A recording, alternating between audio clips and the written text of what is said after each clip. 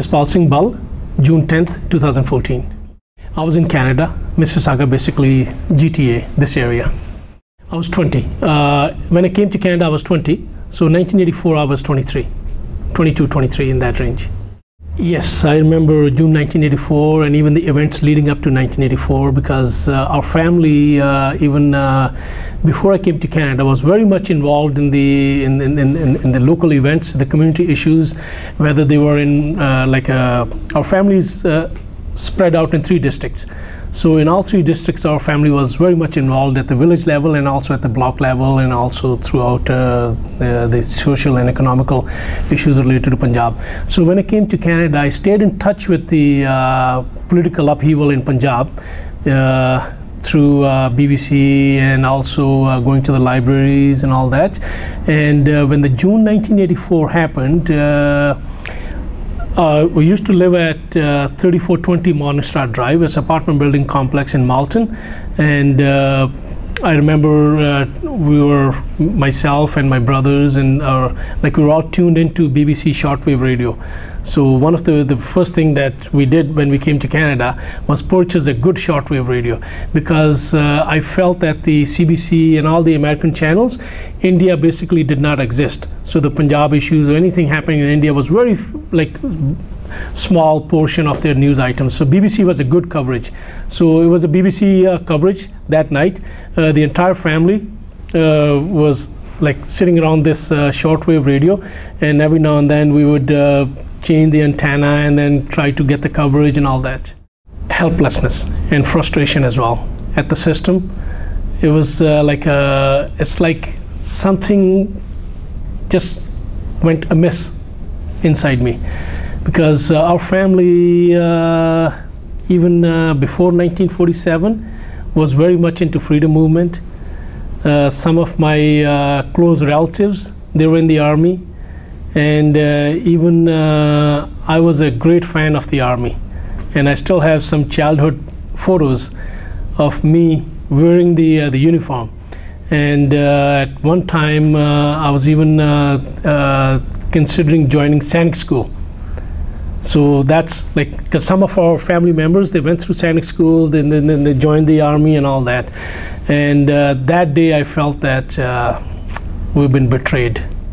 Environment, 1984, before there was there were some protest by people who were pro-Punjabs or pro-Sikh issues, and then there will be a counter-protest. And I remember one protest, that day there was a Santa Claus parade in Toronto.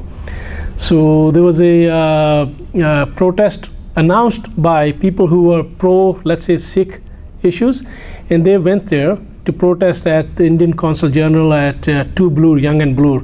And then there was a counter-protest by people who were also Punjabis, but they started raising slogans against and in favor of India. And then there was a pushing and shoving and all that. There was an unfortunate incident, and even one cop was shot during that protest. So, but when that 1984 happened, after the Blue Star, the people who used to sort of instigate trouble at the behest of, I would say, some agencies, then they went quiet, because there was a massive outpour of protest against the government of India. And there was a demonstration down University Avenue to the Toronto City Hall.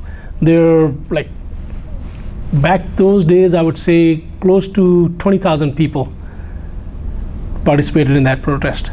Feeling that I need to be the voice of my brothers and sisters back in Punjab, because by then I was already a Canadian citizen, and I was very much in tune with the Canadian issues. Canada, I adopted Canada as my home, but there was that portion of me still linked with Punjab due to the frustration and the pain and suffering, and I wanted to be their voice. I was studying, and I used to drive taxi at the on a part-time weekends and then some night shift. I still remember it was near Avenue and Eglinton. There was one cab driver from our company. He's from Delhi, and he's still in Toronto, and so we met at that intersection, just block east or west of there. And he said to me, Jaspal, soda lata. And that was his word. And to me, I said, Paji, I would have preferred if she had died a political death. And do you remember again the environment around you, what was happening after? After, I remember there was some people that, like, the things been reported numerous times in the media that there was a celebration, some people were distributing sweets. That did happen in Toronto as well. It happened across North America, Europe, and to some extent in Delhi as well. There were some instances like that, and that happened as well.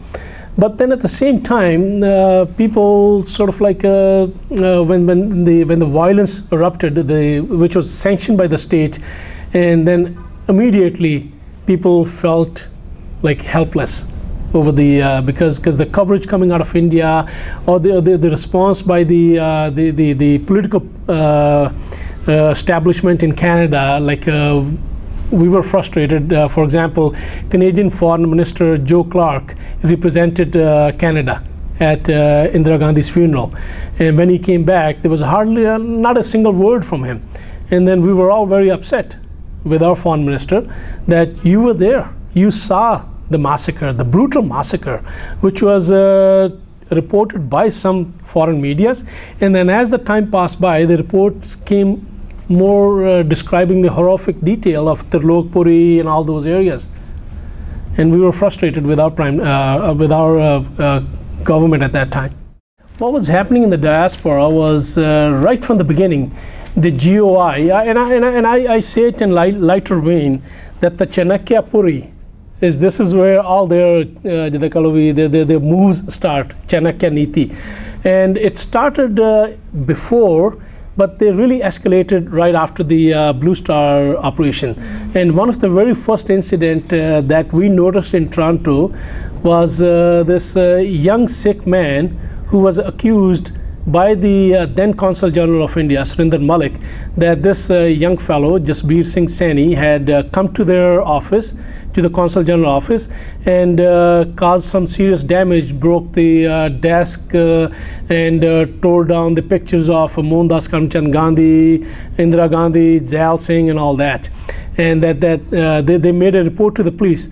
And I remember in the national media at that time, Toronto Star, Globe and Mail, the story was presented as such that Jaspal Singh, the Surinder Malik, the Consul General, accused that he was armed, that he was carrying a weapon, a gun, when he came and attacked their office.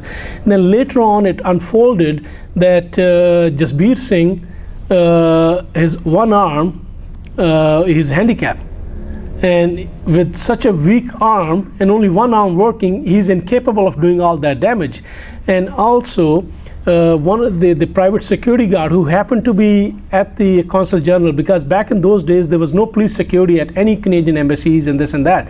They used to have private security guards, and then private security guard gave a statement to the police, Metro Police, that this damage was caused by Surinder Malik himself to make Jaspal Singh look bad, i.e. in turns make Sikh look bad.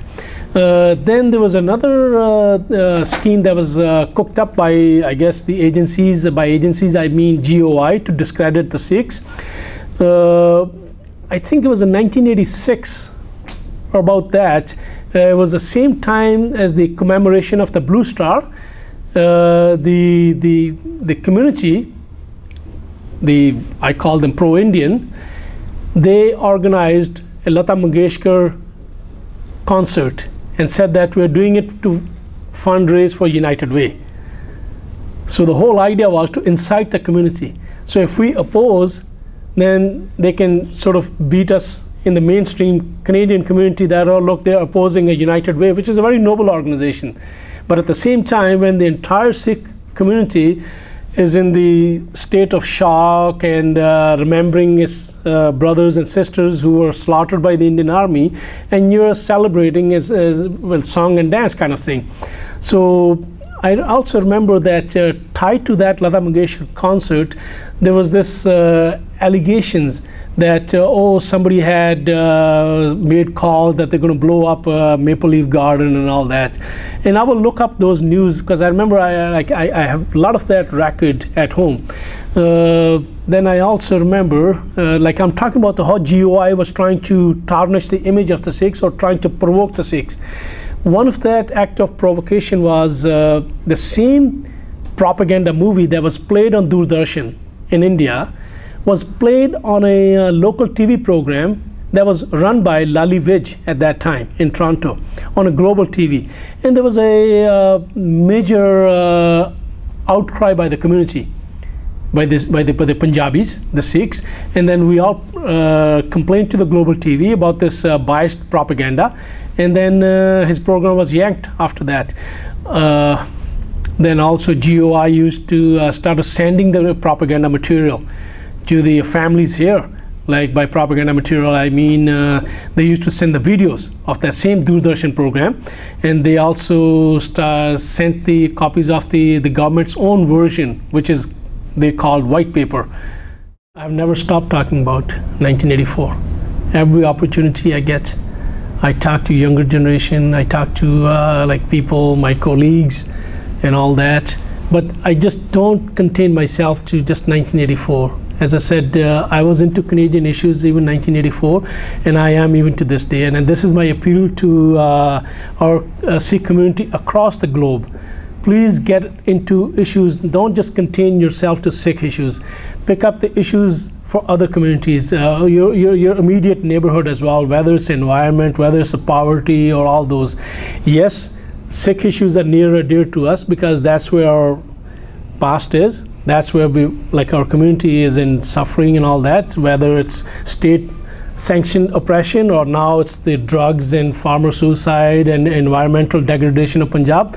But let's not forget the Canadian issues, whether it's Aboriginal Indians issues in Canada or environmental issues in with the oil sand projects and all that. Because by picking up and by participating in those issues, we earn the trust and respect of our fellow Canadians, and that in turn will help us when we raise voice about the Sikh issues in Punjab.